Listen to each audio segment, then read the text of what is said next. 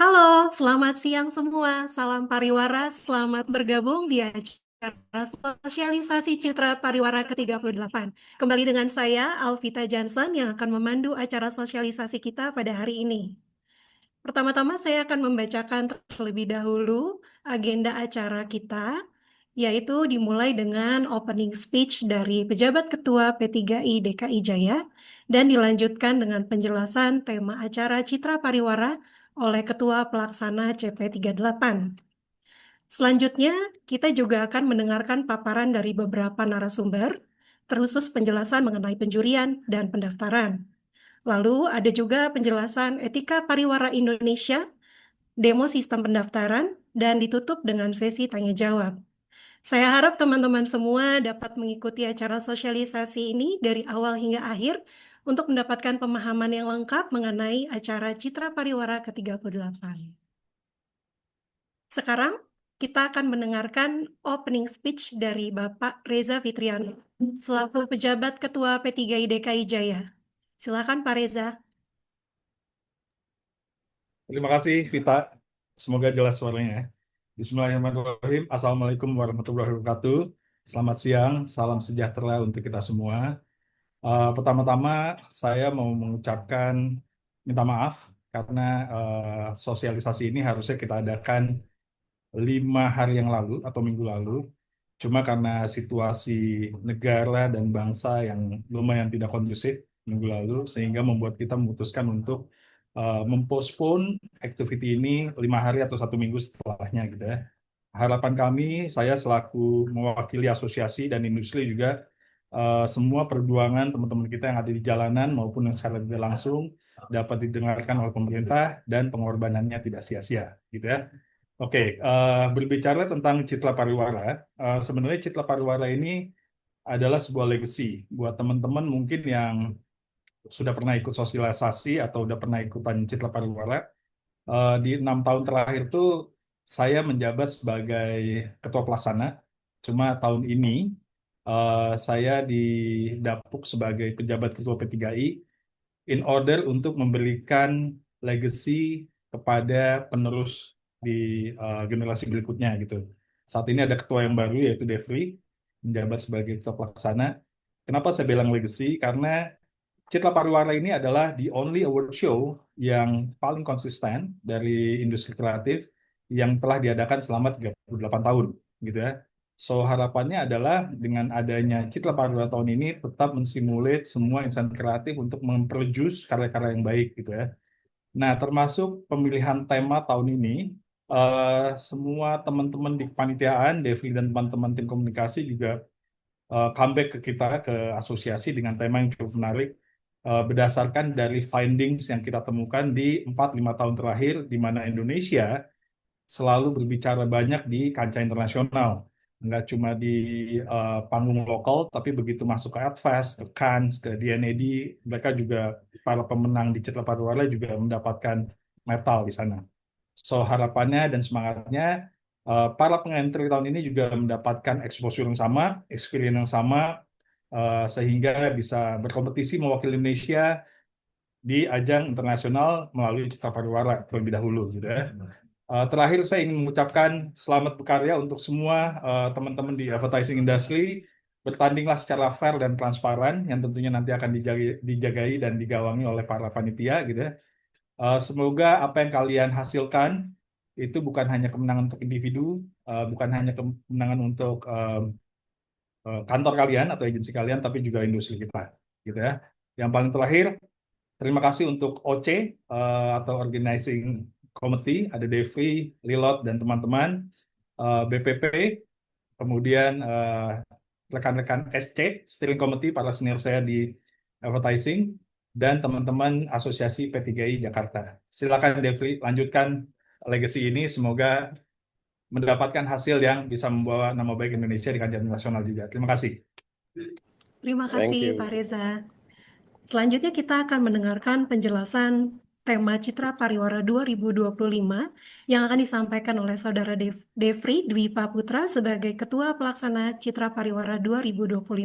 Silakan Kak Devri. Oke, thank you Bang Ija untuk openingnya. Kita go to next slide. Sebelum kita masuk ke tema, sebetulnya lebih baik kita kenalan dulu sama struktur organisasinya. Yang paling pertama dari komite structure ada pelindungnya Mas Januarianto sebagai Ketua Umum P3I, penanggung jawab Mas Reza Fitriano sebagai pejabat Ketua P3I DKI Jaya, dan dilanjutkan dengan steering committee, ketuanya adalah Mas Lut Asmoro, dan dianggotai oleh Pak Ridwan Handoyo, Ibu Rita Hendrawati, Mas Amir Suherlan, Mas Wisnu Satyaputra, Mas Michael Boston, dan juga Mas Adi Nugroho atau dipanggil Sesek.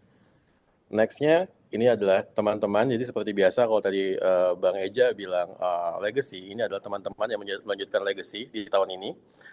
Saya pribadi sebagai Ketua Pelaksana, saya Devi Putra, Wakil Ketua diwakili oleh Natalia Lilot, Bendahara oleh Bapak Yudi Tungka, pendukung Bendahara oleh Dwi Fitra Arisiana, Koordinator Pendaftaran Penjurian oleh Fahri Rizal, dan didukung oleh Viuli Wisaksono dan juga Tiara Rianti. Pendukung pendaftaran Sony Suwarno dan didukung oleh Erdiansyah, Yudit Masito, Helda Pardede, dan Rio 4000. Koordinator Daun Muda, Biji dan People's Award ada Febrian Adiputra, didukung oleh Catherine Natasha, Sanisa Diandi Caroko. Next-nya. Dan koordinator komunikasi oleh Piksarani Nur Safitri, didukung oleh Harisa Ninda dan Ariel Capocano Nieri.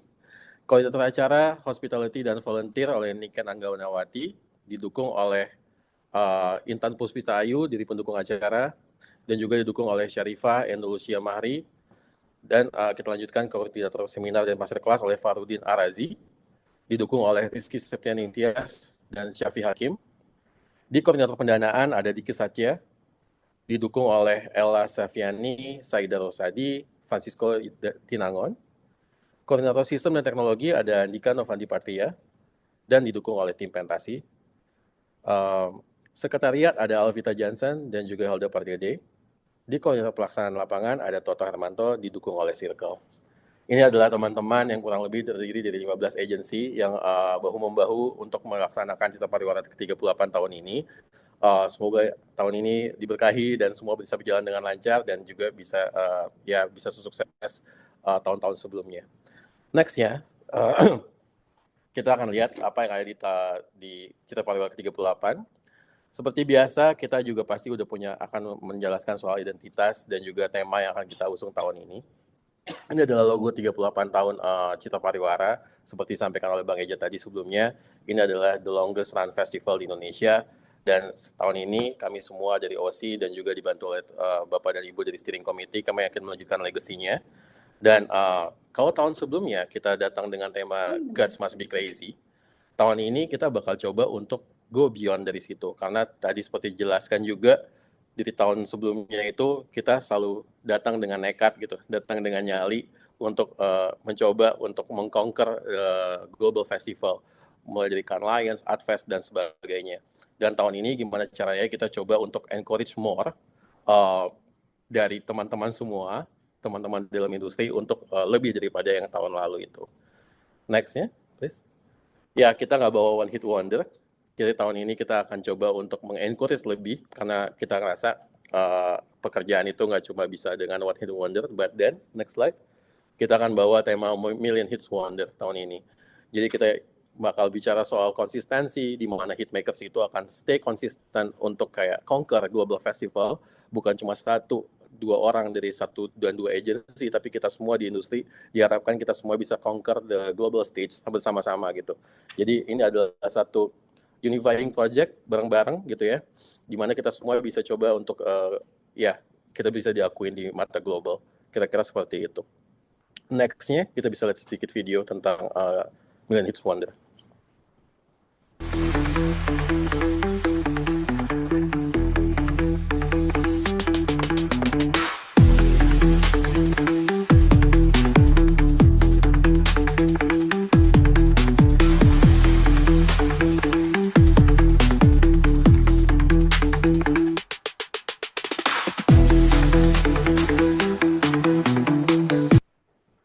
Ya, itu sedikit aja tentang Million Hits Wonder dan juga visual yang coba kita tampilkan. Next, please. Ya, ini bagian ini agak nge-spill ya bagian belakang, karena ini adalah salah satu important dates. Kita akan melaksanakan festival ini di tanggal 11 dan 12 Desember 2025. Next slide please. Dan tempatnya akan kita announce segera. Ini mungkin sebuah kisi-kisi buat teman-teman semuanya. Ini adalah tempat yang akan kami tuju, tapi kita akan segera announce mungkin di sosial media kami. So stay tune di sosial media kami untuk informasi selanjutnya. Dan yang lebih penting dari tema tahun ini, selain tema yang juga penting, kita juga punya beberapa hal baru di Citra Pariwara 38. Nanti akan saya coba estafetkan ini ke teman-teman saya di festival, ada Lilot dan Ijal dan juga Ditra yang akan menjelaskan lebih detail apa saja yang baru di Citra Pariwara ke-38. Silakan. Thank you, Kak Devri, untuk pemaparannya mengenai tema Citra Pariwara ke-38 di tahun ini. Selanjutnya, Hitmakers, ini saatnya kita akan menyimak inti dari acara sosialisasi Citra Pariwara ke-38 yang akan dimulai dengan penjelasan mengenai penjurian dan pendaftaran.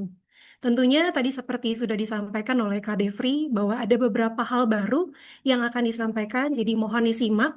Dan apabila ada pertanyaan dari Hitmakers, silakan tulis di kolom chat box.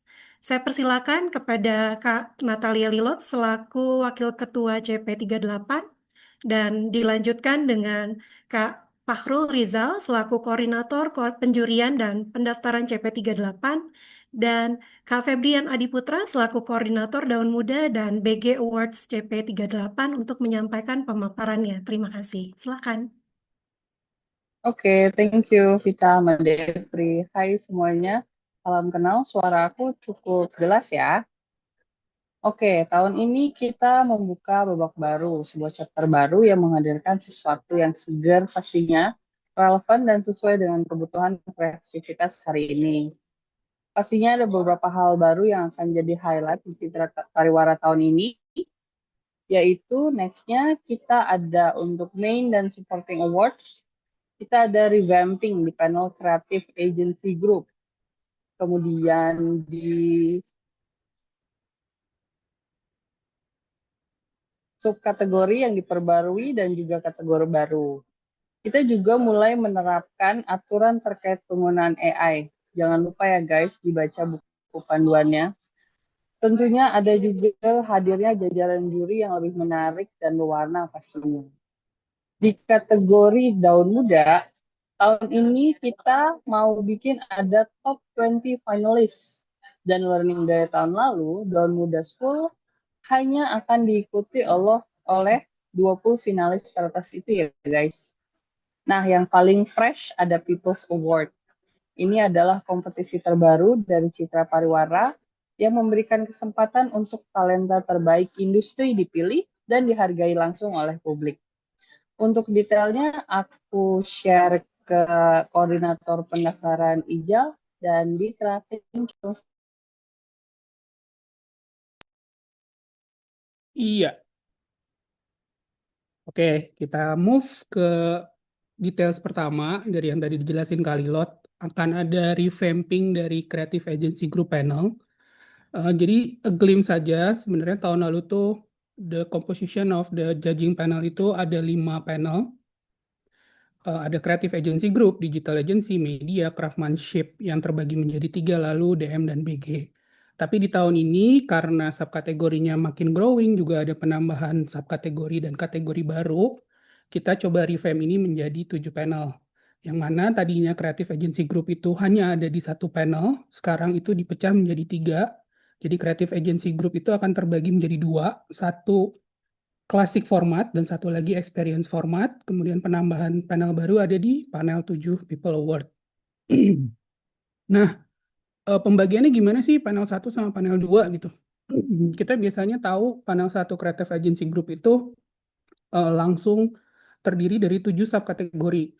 Print, audio, film, out of home, desain kategori, and so on. Sekarang kita bagi, jadi semua yang secara format itu adalah classic format akan di-grouping jadi satu di panel 1. Kemudian semua yang secara outputnya adalah experience format akan di-grouping menjadi panel 2 gitu. Tapi dua-duanya masih under Creative Agency Group. Oke, nah ini yang menarik nih. Kalau tadi revamping Creative Panel Group, sekarang itu update-nya tentang subkategori atau existing kategori yang sebenarnya kita improve gitu. Apa aja nih? Total lumayan ada banyak ya. Jadi ada banyak kesempatan teman-teman buat battle lagi gitu. Contoh di film kategori, kita ada penambahan satu, use of humor. As we know ya, Indonesia suka humor. Why not we celebrate that? Kemudian di konteksnya desain kategori, kalau yang sebelumnya itu most of it kebanyakan itu di packaging, sekarang kita coba evolving untuk menambahkan sustainable design itu not hanya di packaging tapi juga di product design itself. Kemudian kita juga ada penambahan limited special edition gitu. As we know, banyak sekali brand-brand yang keluar dengan limited edition yang menarik bagus-bagus gitu ya. Atau misalnya gimana caranya teman-teman misalnya do something in the point of sale and retail gitu di POS atau support materi sales lainnya gitu. Kemudian di brand experience kategori sebenarnya ambient experiential marketing itu adalah pecahan dari yang sebelumnya itu menjadi satu grup.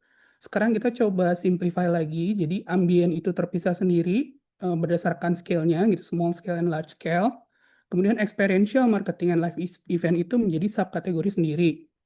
Kemudian penambahan baru nih, sponsorship dan brand partnership gitu ya. Karena sekarang brand juga udah banyak nih yang partnership with other brands or with creator or with people gitu. Itu juga pengen kita celebrate. Kemudian ada yang anak-anak zaman sekarang tuh kayaknya hidupnya di gaming, makanya kita juga pengen gaming-led brand experience itu juga bisa kita celebrate. Penambahan lain juga ada di integrated kategori, kita memasukkan integrated outdoor campaign. Itu kalau sebelumnya integrated ini hanya terdiri dari satu subkategori media mix, sekarang ini ada penambahan lagi gitu. Di digital form kategori, creative commerce sebenarnya ini adalah subkategori yang sama seperti tahun lalu gitu. Hanya kita repurpose dan kita pindahkan ke digital form. Tapi ada penambahan lagi baru ada social purpose gitu.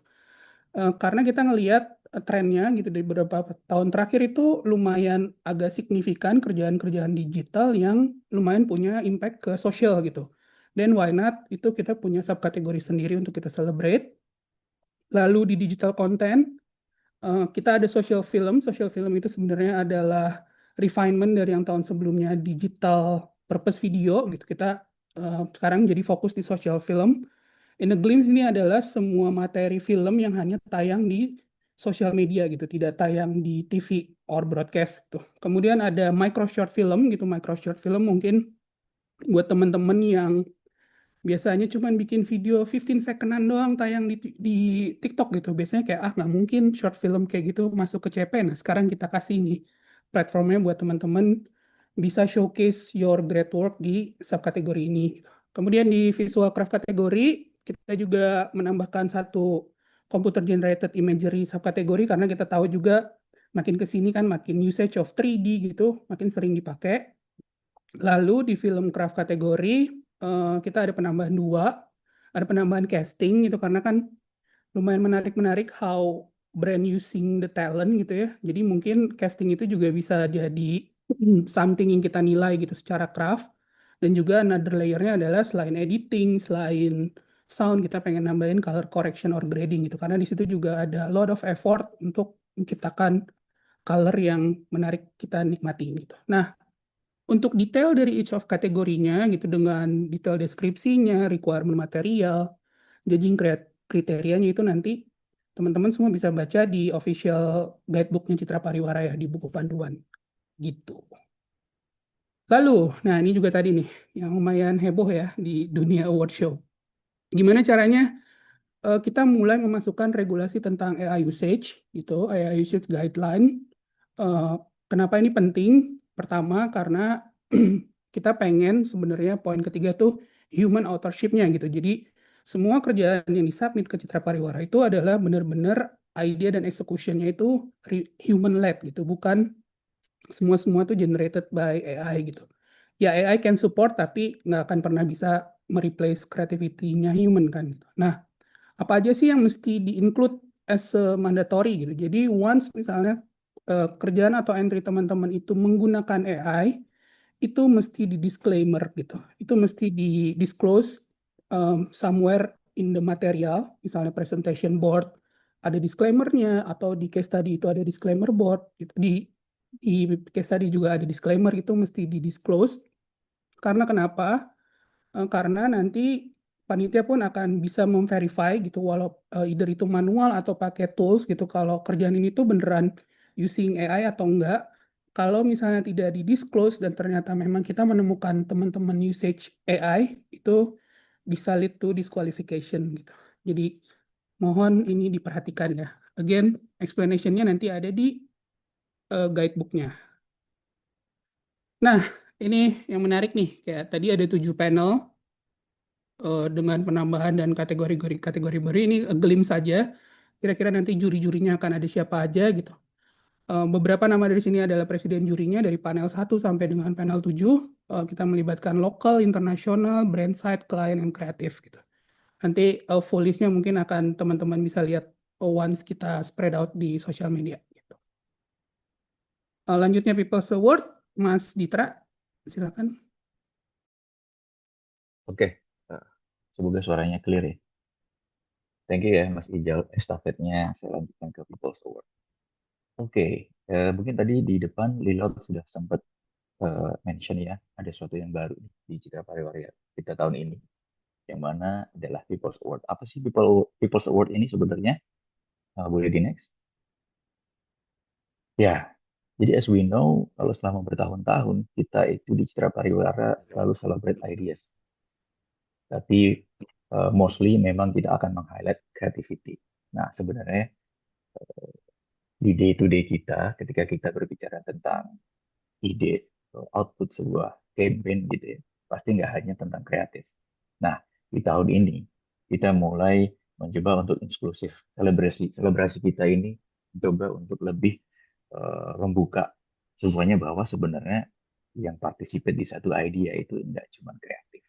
Nah, di lain hal itu kita juga merasa bahwa pilar-pilar penting kita di industri ini dari berbagai macam divisi ini juga perlu kita highlight dengan tujuan untuk memberikan spotlight dan juga inspirasi untuk regenerasi. Sebenarnya siapa sih orang-orang yang berperan di satu idea, terus siapa sih orang-orang yang paling topnya di divisi-divisi ini tuh siapa sih sebenarnya gitu. Nah, kita pengen mengekspos itu sebenarnya. Kita pengen membuka lebih lebar lagi sebenarnya behind the scene kita tuh siapa aja sih untuk creating satu output yang kreatif. Nah, nextnya. Nah, di pertama kali ini kita akan coba membuat beberapa kategorisasi. Nah, siapa sih pilar-pilar industri yang penting selain kreatif ini? Nah, kita akhirnya setelah diskusi panjang lebar, kita merasa 5 kategori ini, 5 pilar-pilar ini adalah pilar yang cukup penting untuk kita expose dan berikan highlight apresiasi gitu. Yang pertama adalah Digital Person of the Year. Kita juga tahu kalau digital itu sebenarnya banyak banget apa ya istilahnya digital strategis, digital ini, digital itu. Nah, dan masing-masing punya definisi yang berbeda-beda. Nah, akhirnya kita sepakat untuk memberikan kategori ini tuh khusus untuk digital person. It could be social media strategis, it could be apa namanya digital apa manager, it could be anyone yang terlibat di satu digital advertising agency. Nah, di sini kita kontrol di satu kategori, digital person of the year. Nah, yang kedua adalah account person of the year. Yes, eh, kita juga nggak bisa mengesampingkan peran account di satu campaign ya, di mana ketika kita run through sebuah campaign itu pasti posisi dia juga sangat penting untuk tektokan, untuk brainstorm juga kreatif gimana idea itu bisa diimplement secara detail. Nah, di sini kita memberikan satu kategori untuk account person, strategic planner, of course, untuk bisa melihat sebuah campaign dari bigger picture, dan secara strategically gimana semuanya bisa ya, solving clients problem gitu ya dari berbagai macam angle. Dan media planner itu juga salah satu yang paling penting juga untuk apa implementasi dari ideas kita itu bisa work secara efektif. Dan activation person. Kita berpikir secara output kita seringkali melihatnya secara holistik ya. Banyak banget gitu. Dan activation itu salah satu ujung tombak kita juga untuk ke brand apa namanya eksperimen. That's why 5 ini itu menjadi pilar utama yang menurut kita penting untuk kita highlight, untuk kita berikan apresiasi siapa sih orang-orang yang paling topnya di sini gitu. Di sini tuh nggak harus tidak hanya memberikan apresiasi untuk personal ya, tapi kita juga berpikir untuk regenerasi. Jadi orang-orang itu punya inspirasi. Siapa sih yang di look up di pilar-pilar ini? Siapa sih akun paling top sekarang nih di Indo gitu, of the year-nya gitu. Jadi teman-teman akun juga jadi punya someone to look up gitu ya. Di tim activation, di tim media planner. Dan di lain sisi ini juga menjadi sebuah sebenarnya. Ketika kita mempunyai sebuah company, ini juga jadi poin penting ketika klien tahu siapa aja sih talent-talent topnya di company itu. Sehingga mereka juga tertarik untuk bekerja sama dengan. At the same time, ini pun talent-talent kita pun bisa membangun kredibilitas di masing-masing company juga. That's why di sini ketika kita berbicara tentang terus siapa yang bisa sama. Nah, nominasinya itu bisa dilakukan oleh dua pihak ya. Yang pertama adalah orangnya yang merasa dirinya, gue pantas nih jadi account person of the year. Itu yang pertama. Atau yang kedua, anyone yang bisa menominate dia untuk bisa masuk ke People's Award di tahun ini. Bisa jadi temennya, bisa jadi leadernya, bisa jadi juga company-nya. Itu juga boleh. Jadi ada dua pihak yang bisa self-nominate atau nominate by others. Nah, itu adalah kurang lebih mekanismenya secara garis besarnya ya. Dan the reason why kita Citra Pariwara tahun ini tuh pengen meng-highlight other team members selain kreatif gitu untuk celebrate the ideas. That's the important of this part ya, People's Award ini. Nah, nextnya mungkin karena ini baru, aku juga sedikit menjelaskan mekanismenya secara detail, tapi seperti Ijal tadi, semuanya bisa di-refer ke manual booknya nanti. Nah, aku sedikit menjelaskan. Mekanismenya tentang submission ya. Submission itu will be video. The video submission must not exceed 3 menit. Jadi submissionnya dalam bentuk video, karena susah kan untuk gimana ya caranya kita judge satu orang gitu ya, based on apa gitu. Nah, kita coba mempermudah formatnya dengan bentuk video maksimal 3 menit. Satu partisipan, satu nama itu hanya boleh submit satu video. Nah, di dalam videonya ini akan terdiri menjadi dua bagian. Bagian yang pertama itu bagian dari endorser. Jadi misalnya bosnya atau headnya itu bisa mengendorse dia. Leader, supervisor, sekitar 3-60 second. Ini waktunya ini ya, disesuaikan dengan kebutuhan aja nanti, tapi kita kira-kira memberikan batasan kurang lebih seperti apa sih yang harus di-cover. Yang pertama adalah why this person deserves to be recognized. Terus yang kedua adalah highlight of her atau his contribution to the company. Itu yang menjadi sangat penting sebenarnya. Jadi sudut pandang atasannya atau leadersnya untuk memberikan sedikit endorsement ke peserta. Nah, part 2 ini adalah part dari pesertanya. Profil singkatnya. Kurang lebih isinya akan mengcover apa aja. Yang pertama adalah overview personal journey di industri ini. Kurang lebih kayak saya mulai dari AA, bla bla bla bla, terus sampai sekarang di sini, dan seterusnya. Terus what drive you in the role, misalnya aku adalah account person, dan apa sih yang bikin gue benar-benar happy di account person, apa yang bikin gue semangat. Terus the project you are most proud of, beberapa achievement yang udah dicapai sampai saat ini. Dan yang terakhir, what is your long-term vision for the industry and how do you see yourself driving it forward. I think that's one of the most important part ya untuk kita bisa melihat kira-kira visinya anak ini tuh gimana sih melihat industri ini. Nah, ini ada submissionnya. Nah, setelah itu, setelah kita pilih, akhirnya masuk ke sesi elevator pitch. Elevator pitch ini kurang lebih tentang gimana caranya mereka self pitch 3-5 menit di depan jurinya. Total masing-masing kategori ini kita akan ambil 3 finalis. Digital account, strategic media, dan activation ini akan kita ambil 3 finalis untuk nanti mereka akan present di depan juri. Nah, kurang lebih seperti itu sih overview tentang People's Award. Oh ya, dan aku lupa mention, untuk People's Award ini jurinya akan special top people di company ya. Kebanyakan akan dinominasi oleh orang brand. Jadi mereka punya business point of view yang cukup solid dan dibalance oleh our top people dari manajemen. Nah, kurang lebih seperti itu untuk People's Award teman-teman semuanya. Oke, nanti detailnya bisa ditanya jawab. Mungkin estafetnya aku berikan ke Siapa ya selanjutnya? Important dates. Oke, ini sekarang sama gue ya. Oke. Siap PP tahun ini. Selanjutnya. Nah, jangan lupa ya, masa tayang materi lomba yang boleh disubmit itu kalau tayangnya 1 Oktober 2024 sampai 31 Oktober 2025. Oke, selanjutnya registrasi period. Di sini kita jadi ada 3 ya. Pertama ada early bird, ada normal period, dan ada late period. Yang pastinya dari segi harga berbeda ya guys. Jadi sangat-sangat perhatikan kapan kalian submit. Diusahakan semuanya di normal period karena sekarang tahun ini kita ada late period. Early bird itu kita akan mulai 9 September sampai 22 September. Normal period itu di 23 September sampai 31 Oktober. Late period itu di 1 November sampai 7 November. Jadi kayak cuman exactly like 7 hari. Ya. Selanjutnya, registration period buat biji, DM, dan People's Award itu dimulai dari 9 September sampai 17 Oktober 2025. Dicatat ya. Selanjutnya.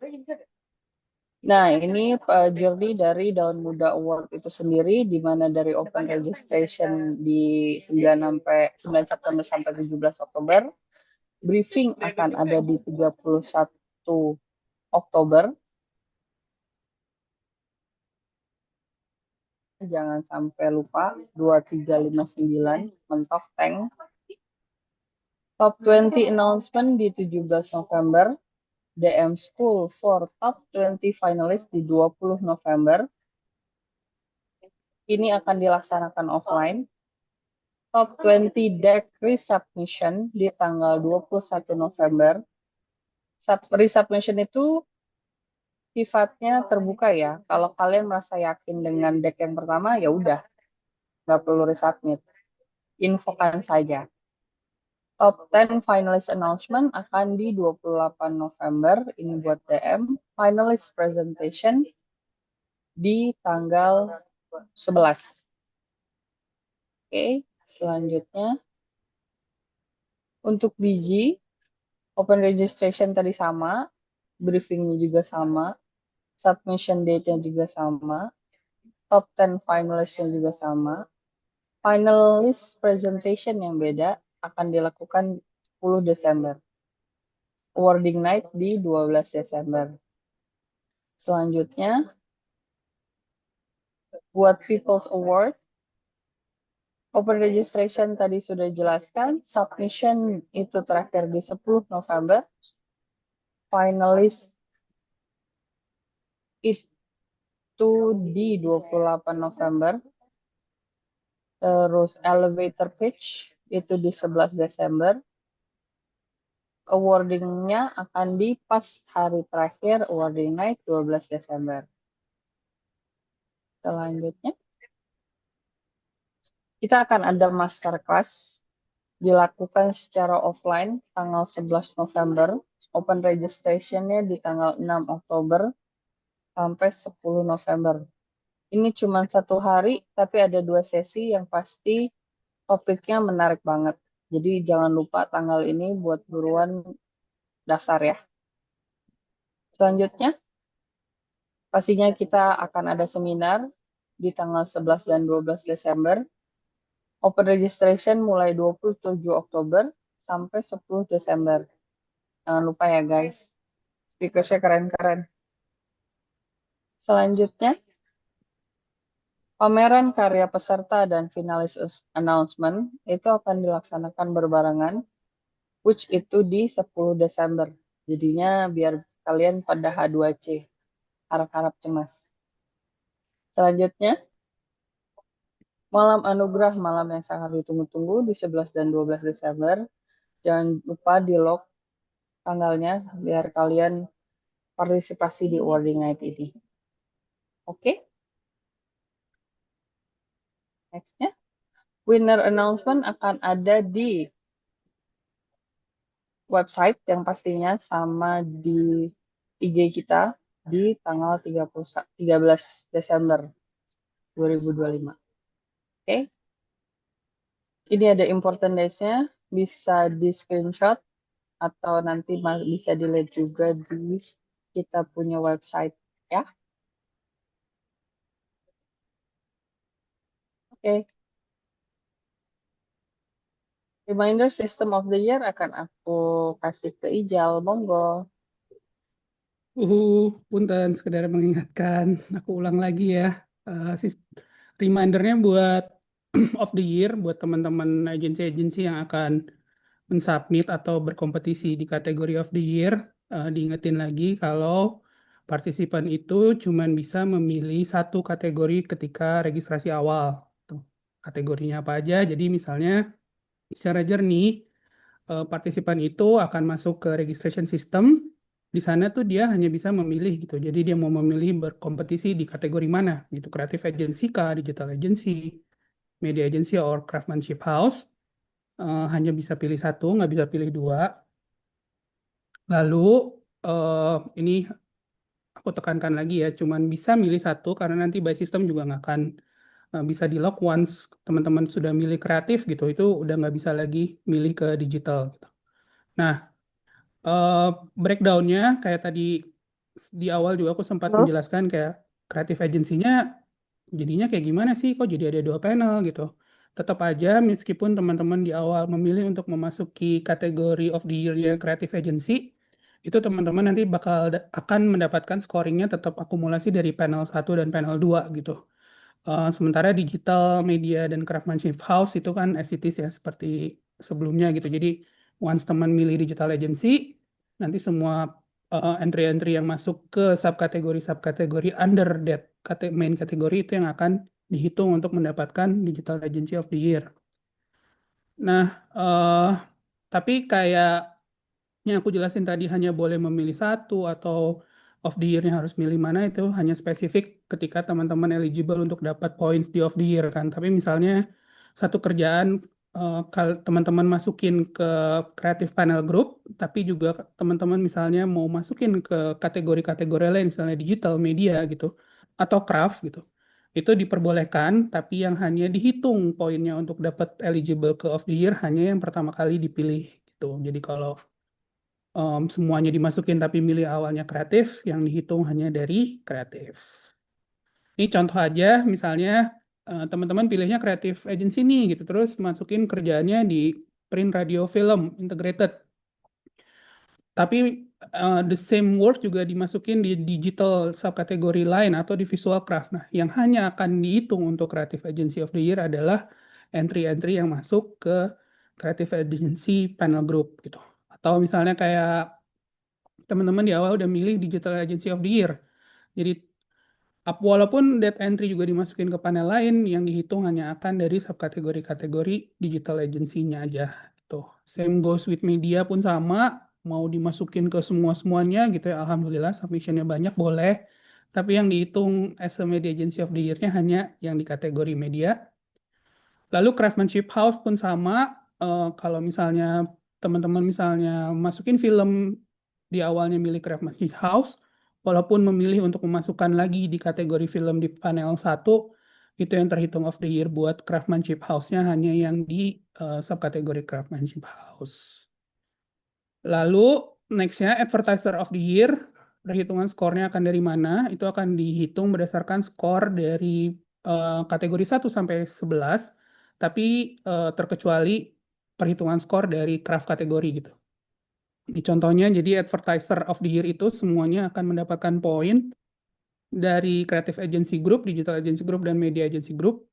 Jadi walaupun misalnya contoh apa ya, Gojek masuk ke entry-nya Gojek masuk ke creative agency dan craftsmanship house, itu nanti skor-skor yang didapatkan di craftsmanship house tidak akan dihitung untuk mendapatkan title advertiser of the year, sorry.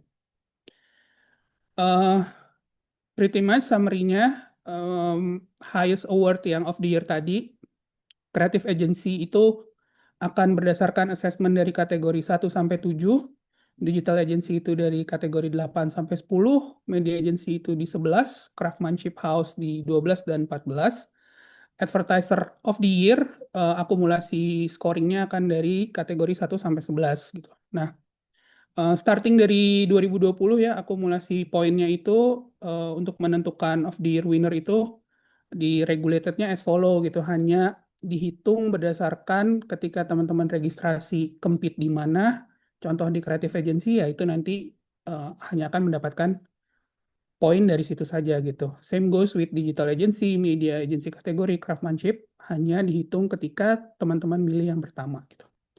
Another thing adalah individual participant will not consider for the of the year awards gitu ya. Most common mistakes, nih namanya juga manusia ya, kita run through. Kira-kira apa aja most common mistake-nya yang teman-teman pendaftaran temui gitu ya beberapa tahun belakangan. Jadi misalnya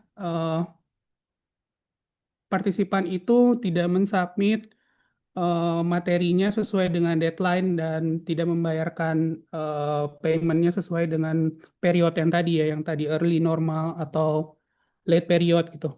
Atau misalnya ternyata entry-nya teman-teman itu sudah diikutkan di Citra Pariwara tahun lalu dan tidak ada signifikan perubahan atau totally change gitu ya, tapi dimasukkan lagi itu eh, tidak bisa gitu, mistakes. Terus juga based on registration guideline, di situ di state juga kalau diulang lagi kalau nggak boleh tuh ikutan kerjaannya 2 kali kalau memang tidak ada improve yang signifikan atau totally evolving gitu secara idea atau secara output gitu. Eh, Entry-entry yang terbukti sudah melakukan itu sudah mengentrikan itu di tahun lalu dan tanpa adanya major changes itu akan automatically disqualify. Lalu misalnya kalau teman-teman baca nanti di each of subkategori itu ada spesifik requirement-nya gitu. Jadi misalnya kayak akan ada presentation board, akan ada case study film gitu. Tapi misalnya ternyata teman-teman itu tidak menginclude case study film padahal itu adalah requirement material, maka itu dianggap gugur gitu ya. Terus juga akan di screening sama teman-teman admin di awal. Terus juga misalnya teman-teman itu memasukkan salah satu kerjaan ketika di requirement-nya adalah contoh kerjaan yang sudah di-input di subkategori ini tidak boleh lagi disertakan di subkategori yang lain, tapi ternyata teman-teman melakukan itu juga bisa jadi mistakes yang nanti di-screen sama teman-teman admin gitu ya. Lalu kadang juga ada satu kerjaan tuh di entry-nya sama beberapa party dalam satu kategori itu juga nanti akan dinotify sama teman-teman admin gitu ya. Dan yang biasanya siapa yang lebih dulu untuk mengentry itu yang dikonsider oleh panitia gitu, yang setelahnya akan dikonsider untuk withdraw. Ya, commonnya biasanya kayak agensinya sama PH-nya sama-sama masukin satu kerjaan di satu kategori yang sama, nanti dilihat yang mana duluan sebenarnya yang entry gitu, itu yang eligible. Lalu contohnya lagi misalnya kalau teman-teman baca spesifik guideline gitu buat kategori gitu, some of kategori memang ada specific requirement. Contoh integrated brand experience campaign. Di penjelasannya di state kalau it can be called integrated kalau teman-teman menginclude 3 different types of medium gitu. Tapi ternyata pas di entry-nya atau di case tadinya teman-teman hanya menginclude dua type of media, itu bisa dihitung tidak sesuai gitu dengan spesifikasinya subkategori itu gitu. Another thing, contoh misalnya di social film gitu, seperti aku jelasin tadi gitu.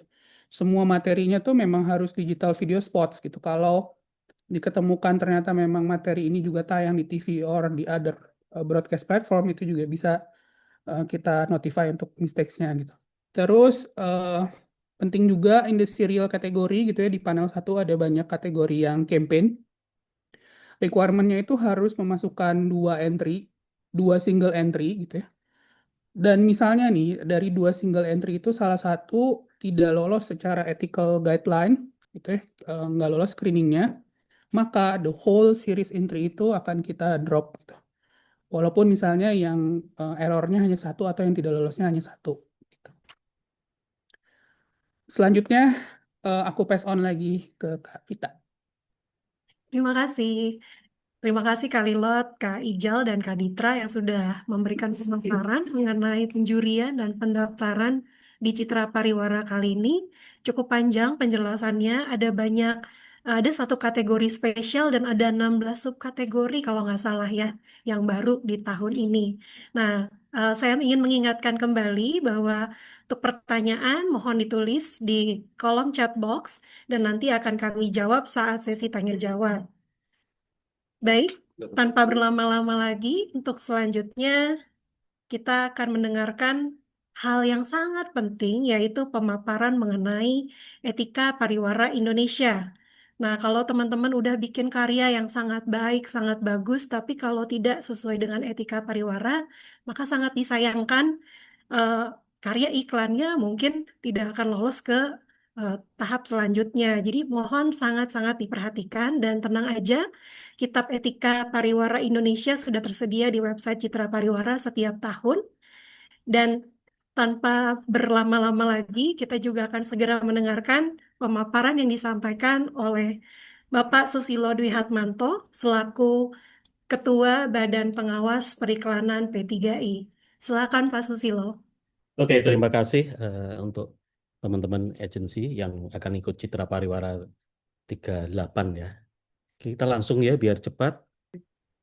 Ya, oke. Mengapa? Alasannya ini sebenarnya kayak ada semacam pesan khusus bahwa pelaku industri itu kita harus wajib menjaga konsumen dan industri sendiri. Karena kalau enggak nanti ada orang lain yang ngatur dan itu bahaya banget. Jadi intinya setiap entry harus lolos seleksi etika periklanan sebelum masuk ke tahap penjurian selanjutnya. Jadi buat teman-teman saya yang di BPP punya semacam privilege untuk melihat semua materi iklan, walaupun juri yang lain belum tentu punya privilege untuk melihat materi semua iklan. Siapa? Nah, pelaksananya kebetulan P3I melalui Badan Pengawas Periklanan atau BPP yang anggotanya para praktisi iklan, termasuk ada pengajar juga yang mantan praktisi dan perwakilan dari klien. Ini untuk anggota ada 13 dan ada anggota kehormatan, ada Dewan Pertimbangan dan Sekretariat. Untuk cepat kita langsung aja. Oke, ada beberapa yang menganggap etika nggak penting, terutama mohon maaf ya mungkin apalagi teman-teman yang masih baru kadang agak lupa itu etika itu apa. Padahal itu menjadi sangat penting, apalagi untuk citra pariwara. Nggak penting paling juga bisa direvisi nanti atau ditegur doang nggak ada pengaruhnya. Hajar aja, etika ntar aja gitu. Nah, teman-teman tahu pasti kasus ini yang sebenarnya udah lama tapi tetap saya angkat lagi itu salah satu akibat katakanlah melanggar etika dengan hukum yang paling ekstrim, yang artinya sampai ganti branding dan termasuk ada beberapa tim kreatifnya pun harus masuk ke apa ya berurusan dengan hukum dan menurut saya nggak bagus banget. Ini impactnya dahsyat banget ya, bahkan bisa melay-off atau mem-PHK lebih dari 3.000 orang karena akibat satu postingan di sosial media yang tentunya ini menurut saya sebenarnya kayak bercanda tapi bercandanya mungkin udah minggir jurang ya atau malah udah nyemplung jurang. Oke, jadi stop kalau nganggap etika kurang penting karena menurut kami dari tahun ke tahun itu menjadi pembelajaran bahwa etika kalau tidak diatur nanti akibatnya bahaya. Bahkan kalau lebih berbahaya lagi kalau sampai ada tuntutan hukum katakanlah menggunakan Undang-Undang Perlindungan Konsumen. Yang itu tentunya sangat bisa digunakan. Dianggap Anda menipu oleh konsumen dan lain-lain itu bahaya sekali. Oke, case study aja Citra Pariwara 2020. Jadi kita coba flashback sedikit. Ada 80 iklan total, ada 80 iklan yang tidak lolos di awal ya. Jadi ada stage 1, stage 2 dari 853, hanya 3 yang tidak melakukan revisi dan tentunya dengan sangat tegas digugurkan untuk masuk babak penjurian selanjutnya. 2021 ada 15 iklan dari 1.579 dan 15 iklannya tidak melakukan revisi, tentunya ini juga digugurkan. 2022 ada 50 dari 1.700, ada 8 iklan yang tidak melakukan revisi dan gugur.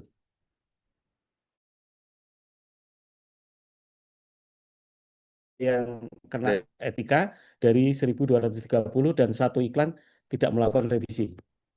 2024, nah ini tahun lalu, 84 dari 894 kurang lebih.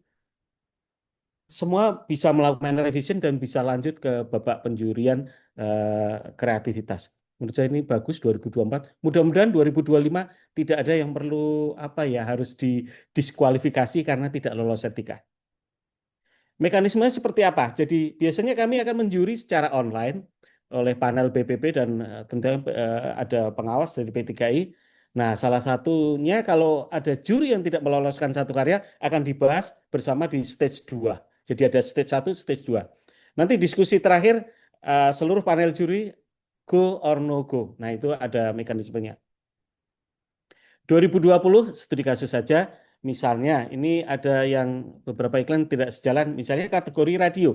Radio ini ada disclaimer biasanya terdaftar dan diawasi oleh otoritas jasa keuangan. Ini kebetulan untuk produk-produk yang terkait dengan keuangan ya, finansial.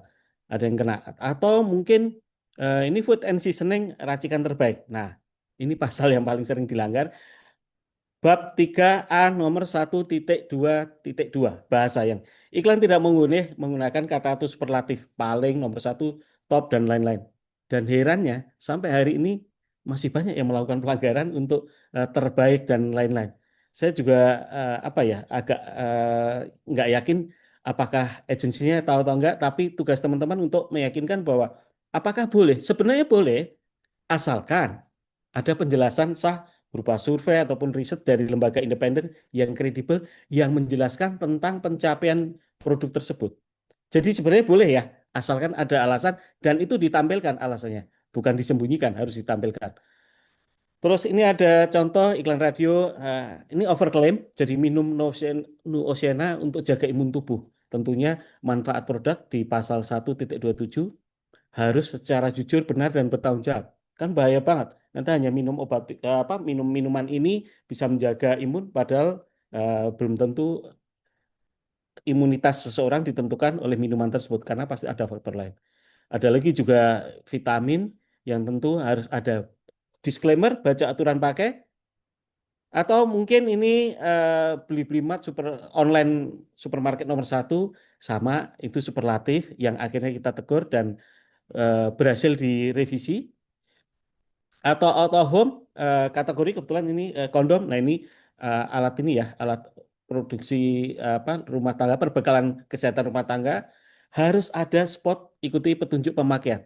Yang ini akhirnya sudah ada walaupun ya mohon maaf ya, itu saya lingkari, itu baca aja susah. Next time, kenapa sih harus malu-malu kalau disclaimer toh tidak mempengaruhi kreativitas secara umum. Jadi mohon dicantumkan dengan sangat jelas. Walaupun nanti revisi, apalagi tidak mencantumkan, pasti akan kena. Terus ada lagi kategori, ini kebetulan kategori film ya. Misalnya adegan berbahaya, ini sebenarnya walaupun di daerah tertutup, tetap aja ada adegan berbahaya. Paling gampang adalah ditambahkan adegan berbahaya jangan ditiru. Dan itu lebih aman kalau setiap kali mungkin nanti Anda mengajukan untuk penjurian, kalau ada adegan berbahaya atau apapun itu lebih aman disertakan disclaimer. Biasanya kami tidak bermasalah kalau sudah ada disclaimer-nya.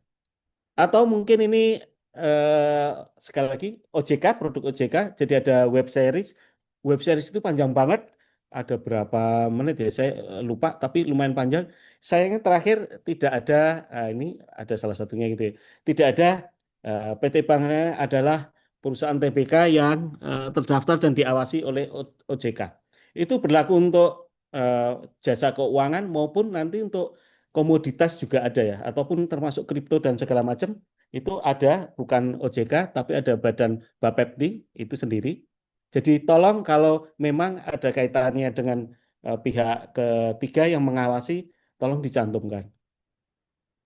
Dan ini kebetulan ada salah contoh waktu itu tes sosro asli segarnya sebelumnya nomor 1 segarnya. Nah sekali lagi nggak boleh ya, akhirnya dirubah. Dan kalau 2021, nah ini ada, nah yang paling sering iklan minuman keras, itu ada pasal bahwa yang tidak diproduksi di Indonesia tidak boleh diiklankan sama sekali. Kalau yang diproduksi di Indonesia, ini orang tua ya, boleh diiklankan tapi melalui media nirmasa, artinya bukan media massa. Yang kalaupun kita buka harus ada disclaimer-nya dulu bahwa apakah Anda sudah berusaha, misalnya pakai YouTube. YouTube di depannya harus apakah Anda sudah berusia 21? Kalau iya, teruskan. Kalau enggak, tolong ditinggalkan. Harus ada semacam disclaimer seperti itu. Nah, ini kebetulan ada adegan kekerasan yang sayangnya ini masuk ke dalam adegan.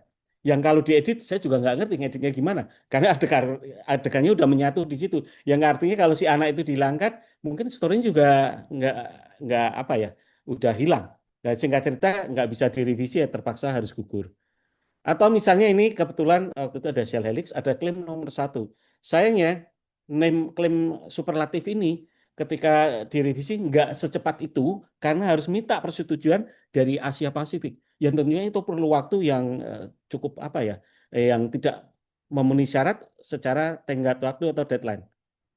Nah, pasal-pasal yang sering dilanggar, mohon maaf, ya intinya ini ya, hurufnya agak membesar sendiri, sorry, kayaknya ini lepas ganti. Largest, nomor 1, highest quality, the finest, intinya superlatif ya, nggak boleh. Atau mungkin 100% murni, biasanya 100% murni asli. Itu boleh sepanjang Anda bisa punya penjelasan berupa survei atau apapun, klaim dari lembaga yang independen dan kredibel. Kata halal itu juga boleh setelah memperoleh sertifikat halal resmi dari lembaga yang benar. Dan penting hati-hati di sini, halal tidak boleh dieksploitasi karena eksploitasi itu artinya menjadi message utama dari iklan Anda. Tapi kalau halal sebagai stempel boleh. Terus ini yang mungkin diperhatikan adalah SK Menteri Kesehatan, ikuti petunjuk pemakaian, terutama untuk alat kesehatan, terus pedoman iklan obat bebas dan lain-lain. Tolong refer ke situ. Setahu saya klien sangat concern terhadap peraturan ini dan silakan agensi untuk double check ulang kira-kira peraturan mungkin ada yang lebih terbaru lagi nggak apa-apa, sesuaikan saja. Intinya patuhi peraturan yang dikeluarkan oleh Kementerian Kesehatan atau Badan BPOM. Nah, apakah tokoh animasi boleh? Animasi boleh, tapi intinya tidak boleh secara menakutkan atau menjijikkan. Ini dikit lagi. Nah, ini pejabat negara boleh nggak? Pejabat negara itu banyak, bahkan anggota DPR juga pejabat negara ya. Karena setahu saya banyak artis yang memang jadi pejabat negara dan dia masih mengiklankan, masih mengendorse produk. Ini Mas Komeng masih, beliau DPD ya, dan masih. Tentunya ini nggak boleh, karena pasalnya jelas 3.4. Nah, ini pejabat tidak boleh menjadi pemeran iklan komersial. Tidak boleh menjadi tujuan semata-mata untuk kepentingan pribadi. Kalau untuk public service ad mungkin masih bisa. Hanya dapat untuk apa ya, intinya yang relate dengan peran beliau. Pemuka agama, nah ini masih sering. Bahkan ini menjadi iklan karena beliau Ustadz, otomatis tidak boleh. Karena apa? Ya karena Ustadz dianggap seorang yang seharusnya netral, melindungi semua brand. Ketika dia berpihak salah satu brand, tentunya ini tidak bagus. Dan ini memang tidak diperbolehkan di pasal 3.5. Ini tidak boleh menjadi ada ya penjelasannya. Tokoh nasional dan internasional boleh nggak semacam parodi atau memes itu boleh sepanjang tidak melecehkan atau merendahkan tokoh yang bersangkutan. Nah ini ada pasalnya 3.10. Oke, itu yang perlu kami highlight. Jadi nanti apabila ada pertanyaan terkait etika, Anda ragu-ragu, please let us know. Nanti hubungi panitia dan panitia akan lempar ke saya dan teman-teman di BPP. Kami akan bantu atau bahkan ada yang ragu-ragu sebelum dieksekusi karena masih ada waktu ya. Kayaknya masih ada waktu. Kan ada yang beberapa story yang mungkin Anda ragu. Silakan, feel free. Karena beberapa kali di Citra Pariwara sebelumnya kami juga sangat bersedia untuk membantu katakanlah berdiskusi apakah ini melanggar atau enggak, potensi melanggar atau enggak. Kami dengan senang hati akan membantu tanpa dipungut biaya, free, aman. Mas Oke, Susilo, aku yang malah mau ini nanya Mas bukunya Susilo. ya, atau bisa di-download P3I. Mas Dah, Susilo, malah aku mau nanya nih. selesai. Thank you. Ada lagi? Pasus nggak bisa dengar soalnya. Salah satu speaker. Oke. Mas Sus, Sudah. Mas Susilo, kok di mute ya? Aman ya, Mas? Thank you. Mas Susilo, Ya, ya Bang. Oh, mau nanya dong sama Mas Susilo. Tiba-tiba malah aku yang mau nanya. Bisa nggak speakernya tolong nyalain? Dari Bapak bisa sih. Langsung aja Pak, speakernya nyalain. Atau saya deh nyalain speaker. Bentar ya Bang. Oke. Wait. Gimana sih? Ijal bisa bantuin nggak? Oke. Gimana Bang? Wah, pertanyaannya ini sih, karena mungkin kejadian tempat lain juga gitu ya. Kalau misalnya iklan BUMN yang kebetulan juga menyertakan pejabat terkait dan punya materi dan Ya punya Bang. potensi mempunyai creativity yang bagus gitu, apakah boleh di-enterin atau enggak? Kalau pejabat BUMN ya Mas Reza, Iya, kalau betul. BUMN nggak masalah Mas, dia bukan pejabat negara sih. Kan dia BUMN berarti entitas bisnis ya, bukan Nah, contoh ya, pejabat. contoh Aman. kayak misalnya, contoh nih, Mas Susilo, kayak misalnya eh, eh, Pak Erick Thohir kan masih menjabat tuh, tapi dia ada di dalam iklan beberapa BUMN, katakanlah gitu, itu nggak boleh jadinya, iklan itu nggak boleh dimasukin ke dalam entry jadinya gitu ya. Sebenarnya boleh karena dia kan masih beliau masih relate dengan produk. Oke, Tadi kan di pasal juga ada kalau memang relate dengan tugas beliau ya nggak ada masalah. Tapi yang oke, selama, masalah adalah kalau oke, dia nggak ada hubungannya dengan produk yang ditayangkan, tiba-tiba Pak Erick Thohir ngiklanin obat sakit kepala, nah itu yang nggak boleh Mas. oke, sip, sip, sip, selama masih relate masih aman ya. Siap, thank you Mas Susilo. Yes, sama-sama Bang Eja.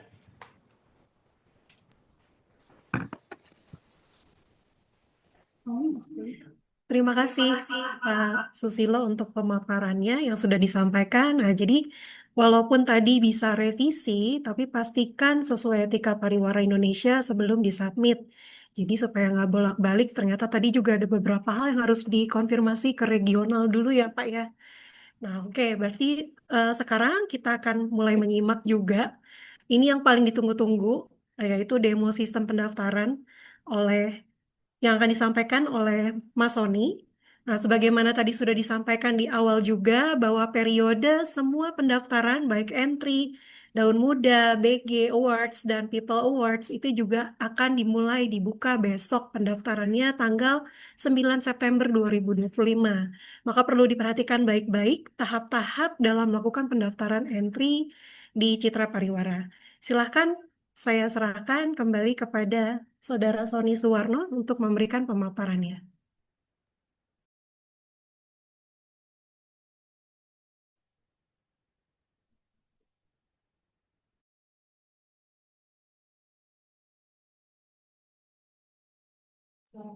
Sambil menunggu, mungkin saya mengingatkan kembali juga bahwa setiap pertanyaan boleh dituliskan di kolom chat box. Sesudah demo sistem pendaftaran ini, kita akan sama-sama membuka sesi tanya jawab. Jadi mohon teman-teman hitmaker sekalian boleh menuliskan pertanyaannya di kolom chat box. Apakah sudah siap, Mas Sony dan teman-teman?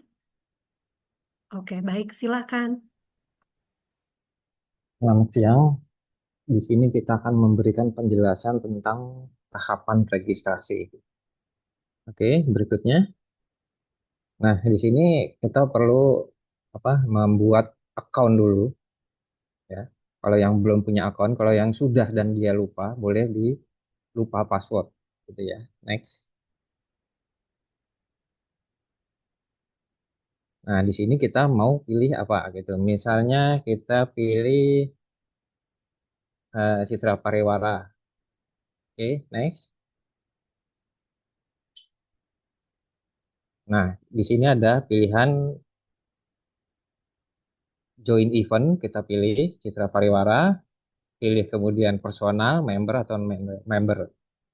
Oke, berikutnya. Ini untuk BG dan DM. Berikutnya lagi.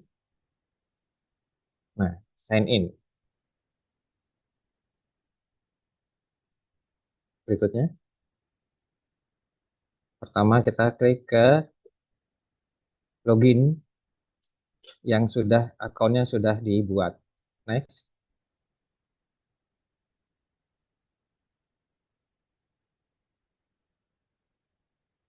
Nah, ini kalau lupa password. Kita klik ini, lalu masukkan email yang sudah terdaftar, lalu kita kirim. Kita akan menerima email pemberitahuannya. Nah, ini pemberitahuannya, lalu kita klik aja. Nah, nanti yang di sini akan meminta untuk input password baru. Lalu berikutnya, oke, berikutnya lagi, berikutnya. Nah, ini kalau yang create account.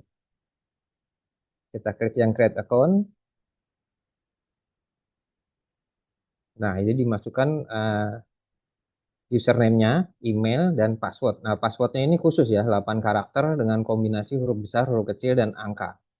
Lalu klik register.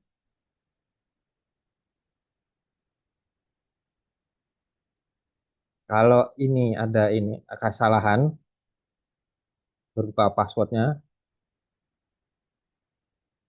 nah ini juga ada pemberitahuan sukses. Oke, next. Lalu akan kembali ke halaman login. Next. Nah, ini email yang kita terima jika registrasi berhasil. Oke, next. Lalu kita login.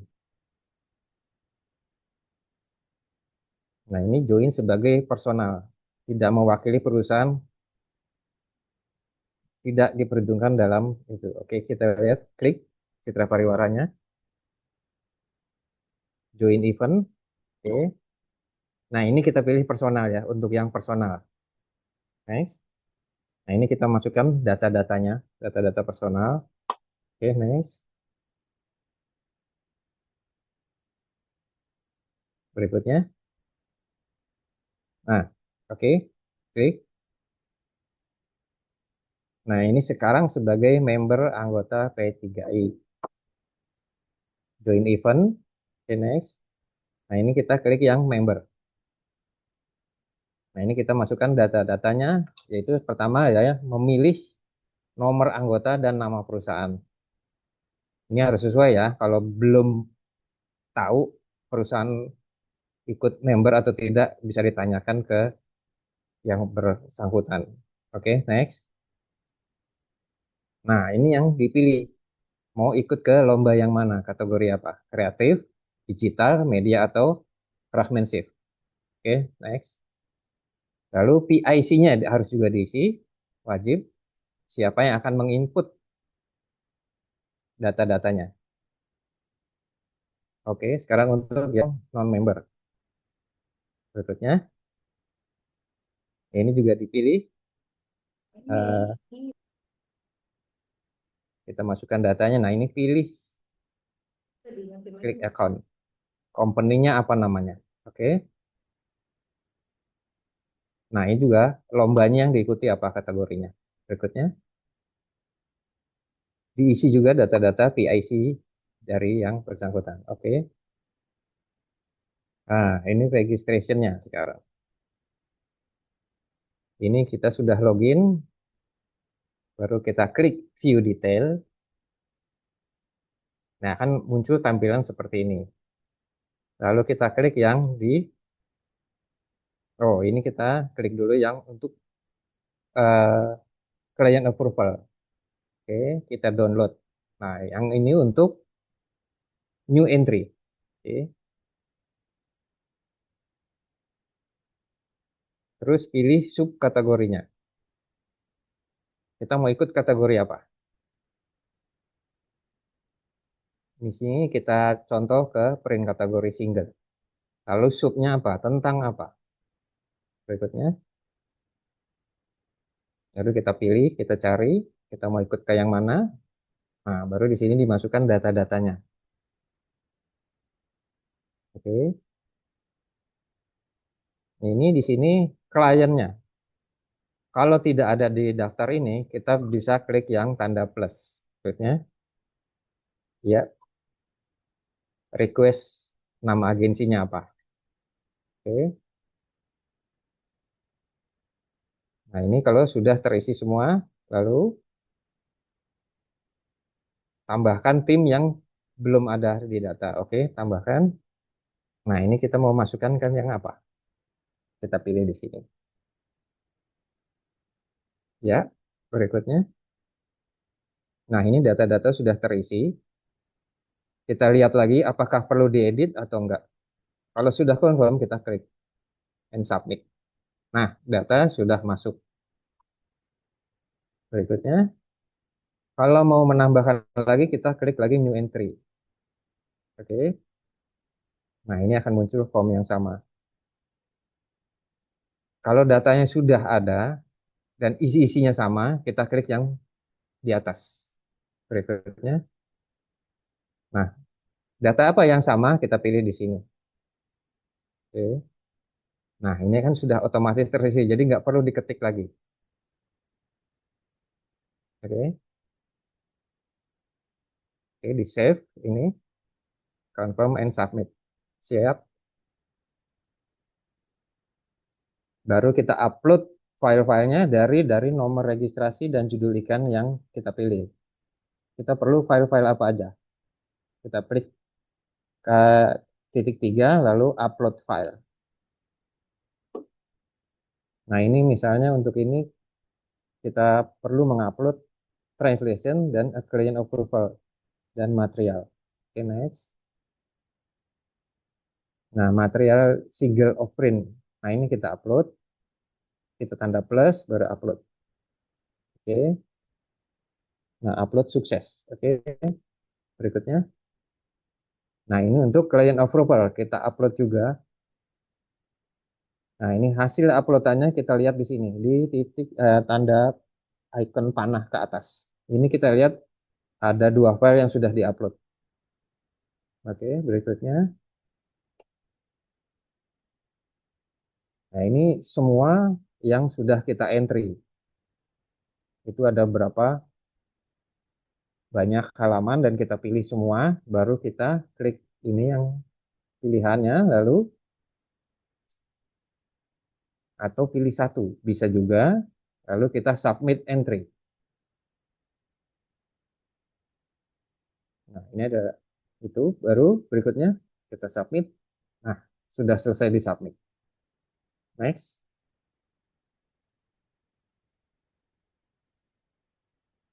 Nah,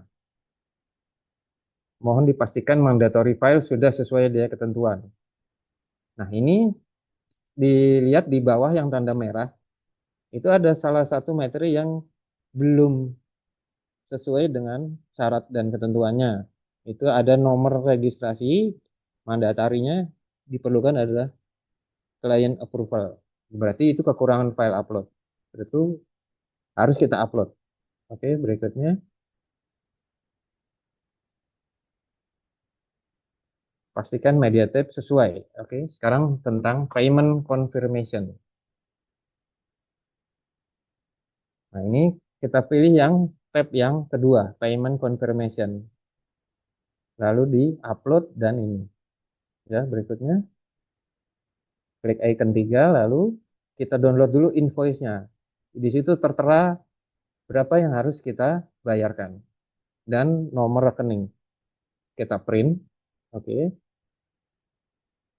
Lalu kalau sudah terbayar, kita upload bukti bayarnya.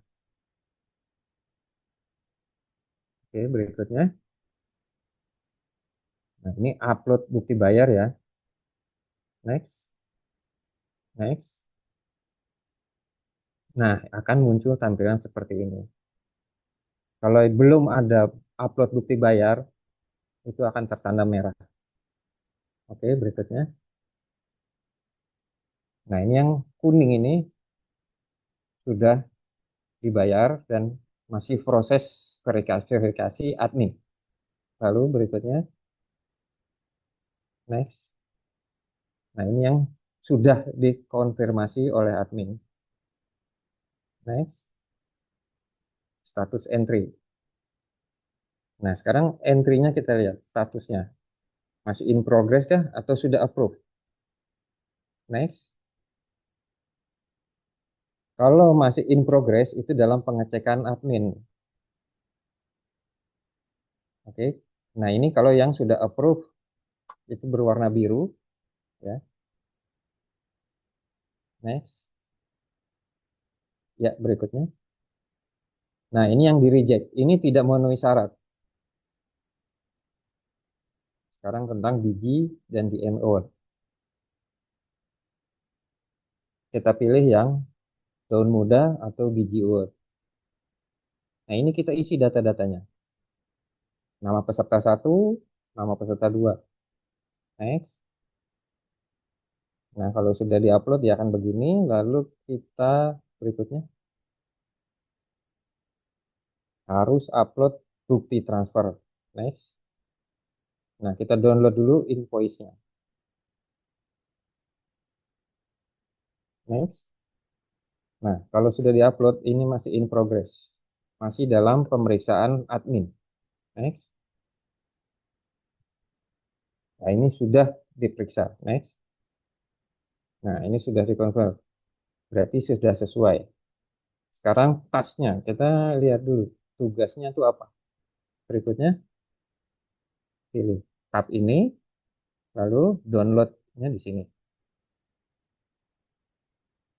Lalu kita upload tugasnya atau tasnya di icon titik 3, lalu kita upload. Oke, next. Next. Nah, ini sudah terupload semua. Next. Ya. Nah, ini dalam pengecekan admin. Ini kalau masih kuning dalam pengecekan admin. Next. Nah, ini sudah di-approve karena sudah sesuai. Oke, berikutnya. Nah, ini reject. Jadi akan tandanya merah. Tidak memenuhi syarat. Nah, sekarang yang people award. Kita pilih yang bertuliskan people award. View detail. Pilih personal. Jangan pilih yang lain. Personal. Untuk people award itu kita pilih yang personal. Member tidak bisa, non-member juga tidak bisa. Kita isi data-datanya. Oke. Baru kita download template-nya ini. New entry. Nah, ini kita pilih. Kita mau ikut yang mana. Oke. Kita masukkan data-datanya. Berikutnya. Nah, save. Berikutnya. Nah, ini kita upload file-file yang pendukungnya. Oke, next. Ya, berikutnya. Ya, berikutnya. Nah, ini kita pilih peserta yang akan ikut yang mana saja. Oke, kita klik submit entry. Sudah selesai. Nah, sekarang upload bukti bayarnya. Itu sama dengan yang lainnya. Nah, ini kita print dulu. Kita lihat berapa nilainya. Baru kita bayarkan.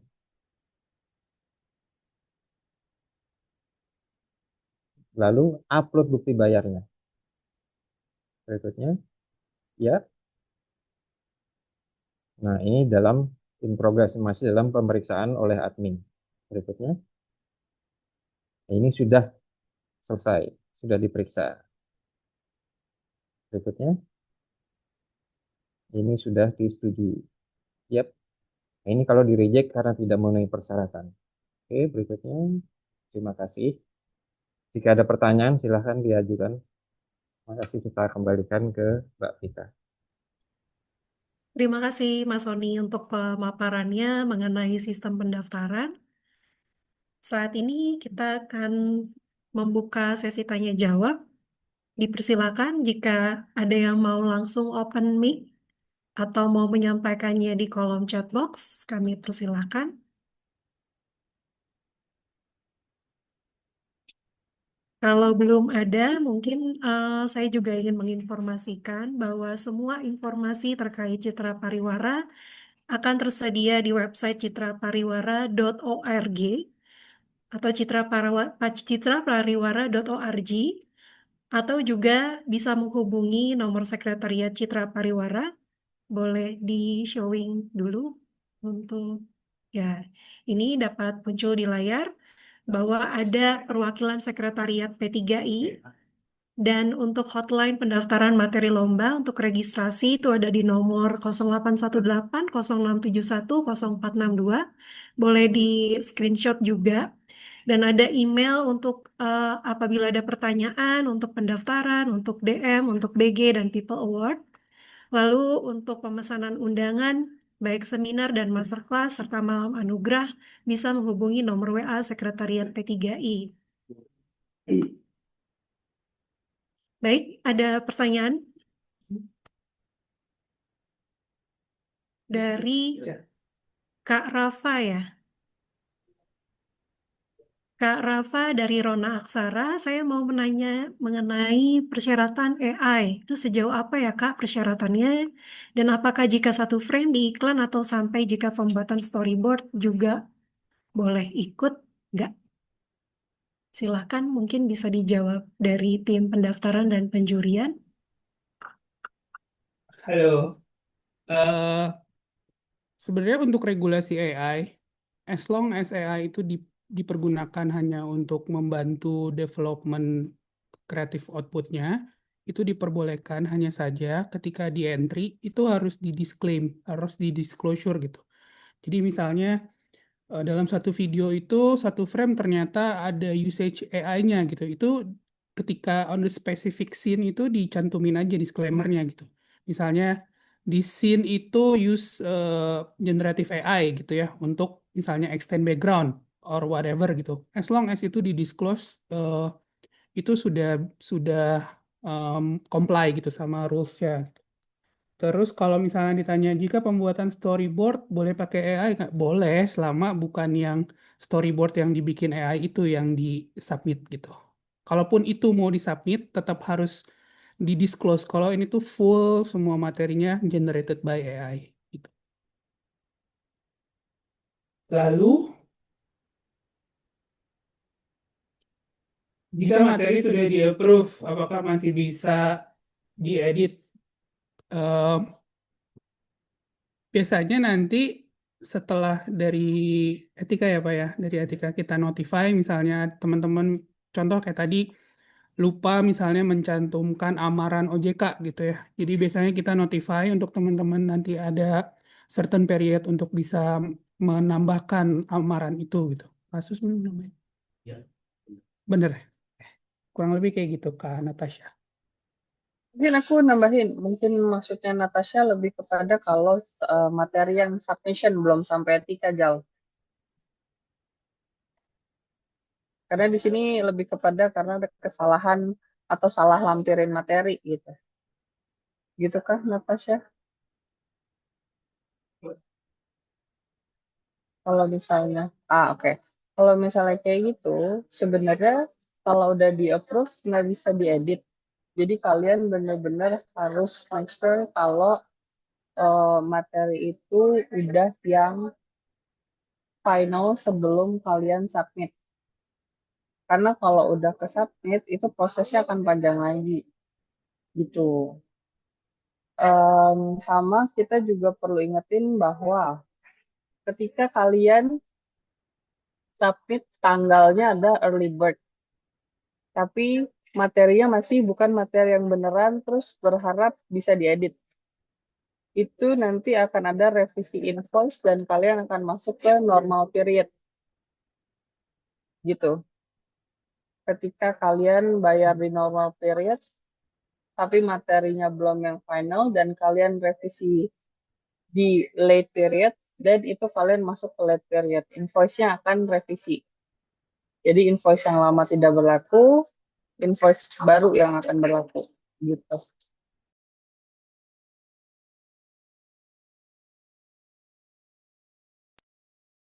Sudah cukup menjawab kah Kak Natasha untuk penjelasannya tadi? Jika sudah, terima kasih. Apakah ada yang ingin bertanya lagi? Sambil menunggu ada yang mengajukan pertanyaan, saya ingin menginformasikan juga bahwa seluruh rangkaian acara sosialisasi hari ini akan kita upload ke akun YouTube Citra Pariwara, @citrapariwara, @citra_pariwara, dan selanjutnya untuk info-info yang paling update akan juga diposting di Instagram yaitu @citrapariwara.id. Jangan lupa untuk follow akun Instagram Citra Pariwara supaya tidak ketinggalan update-update seputar acara Citra Pariwara tahun ini. Apakah ada lagi yang ingin bertanya? Jika tidak ada, mungkin kita bisa mengakhiri dan menutup acara sosialisasi kita hari ini. Pertama-tama saya mengucapkan terima kasih kepada seluruh narasumber, seluruh kehadiran dari pengurus P3 DKI Jaya, dari steering committee, dari Badan Pengawas Periklanan P3I, dari P3I Pusat, dan juga semua teman-teman panitia yang telah berpartisipasi, dan juga teman-teman para hitmakers yang akan menjadi next big hit yang akan berkarya di Citra Pariwara tahun ini. Terima kasih sudah bergabung di acara sosialisasi Citra Pariwara ke-38 secara online dan telah mengikuti acara ini sampai akhir. Kami tunggu partisipasi semua teman-teman para hitmakers di Citra Pariwara 38. Salam Pariwara dan sampai jumpa.